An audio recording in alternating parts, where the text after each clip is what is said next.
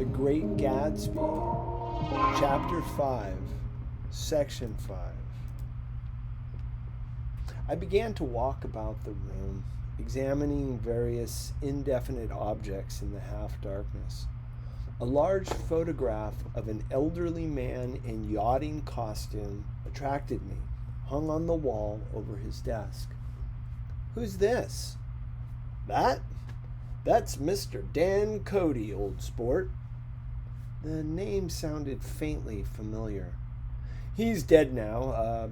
He used to be my best friend years ago." There was a small picture of Gatsby, also in yachting costume, on the bureau. Gatsby, with his head thrown back defiantly, taken apparently when he was about 18. "I adore it!" exclaimed Daisy. "The pompadour! You never told me you had a pompadour or a yacht." "Look at this," said Gatsby quickly. "Here's a lot of clippings about you." They stood side by side, examining it. I was going to ask to see the rubies when the phone rang and Gatsby took up the receiver. "Yes, well, I can't talk now. I can't talk now, old sport. I said a small town. He must know what a small town is? Well, he's no use to us if Detroit is his idea of a small town." He rang off. "Come here, quick!" cried Daisy at the window.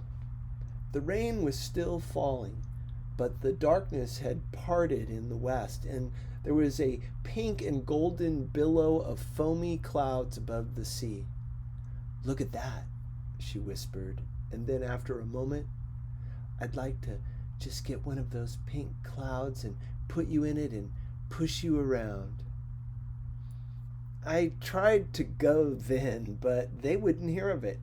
Perhaps my presence made them feel more satisfactorily alone. "I know what we'll do," said Gatsby. "We'll have Klipspringer play the piano." He went out of the room calling "Ewing!"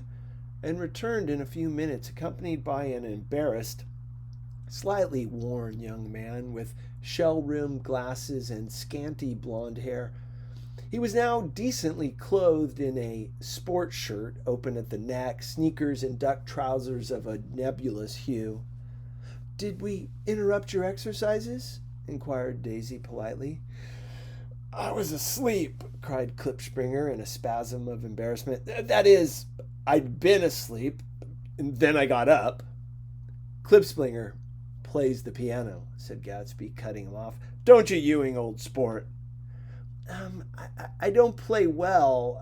I hardly play at all. I'm all out of practice." "We'll go downstairs," interrupted Gatsby. He flipped the switch. The gray windows disappeared as the house glowed full of light. In the music room, Gatsby turned on a solitary lamp beside the piano. He lit Daisy's cigarette from a trembling match and sat down with her on a couch far across the room where there was no light save what the gleaming floor bounced in from the hall. When Klipspringer had played The Love Nest, he turned around on the bench and searched unhappily for Gatsby in the gloom. I'm all out of practice, you see. I told you I couldn't play. I'm all out of practice." "Don't talk so much, old sport," commanded Gatsby. "Play!" "In the morning, in the evening, ain't we got fun?" Outside, the wind was loud, and there was a faint flow of thunder along the sound. All the lights were going on in West Egg now. The electric trains, men carrying, were plunging home through the rain from New York. It was the hour of a profound human change. An excitement was generating on the air. "One thing's sure and nothing sure, the rich get richer and the poor get children. In the meantime, in between time."